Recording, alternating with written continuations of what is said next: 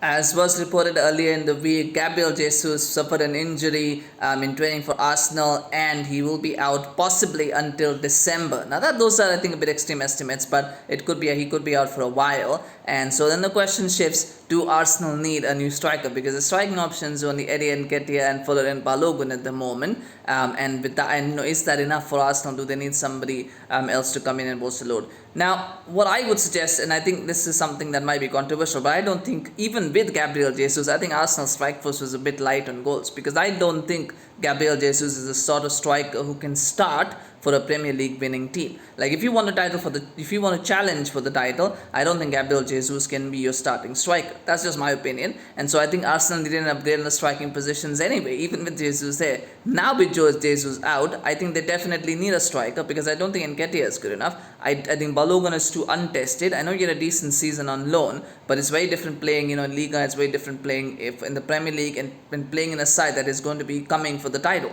So I think they do need a new striker. The issue, though, which it always comes down to, is there money to buy a striker? Because they've just spent £100 million plus on Declan Rice.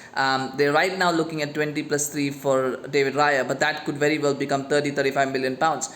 They've already spent over 200 million pounds, I believe, on players this summer alone. If you count the Havertz deal, the Timber deal, they're going to get to 250. I'm assuming they're going to get close to 250 with the Raya deal. Is there money beyond that to spend, 70, 80 million pounds on a new striker? Because Kolo Muani is going to cost 80 million pounds. He's probably the best available option right now.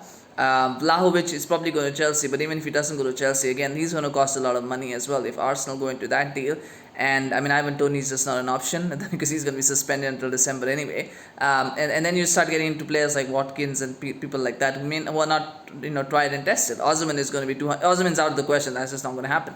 So even if Arsenal do want to sign a striker, is the money available to sign a world-class striker? Harry Kane, another one, but I don't think he's going to want to go to Arsenal anyway. So there's not a lot of options, and the options that are there are very, very expensive. So I have a feeling that to answer the question, do Arsenal need a striker? Yes, I believe they do. I believe even with the fit Jesus, they need a new striker. But without that, they definitely need one. Leandro Trossard is, of course, one that we haven't mentioned who could play as a striker. Is he good enough to play as a striker? I'm not sure, but he's probably a better option at the moment than Nketiah or Balogun, if you ask me. But I don't think he's necessarily tested enough to play in that position. So. Right, so back to the point, do they need a striker? I think they do. Will they get one? I don't think they will. But anyway, share your thoughts, of course, Arsenal fans. What do you think? Smash like if you enjoyed this video, of course, and do subscribe to our channel on YouTube, Facebook, everywhere. Thank you so much for watching.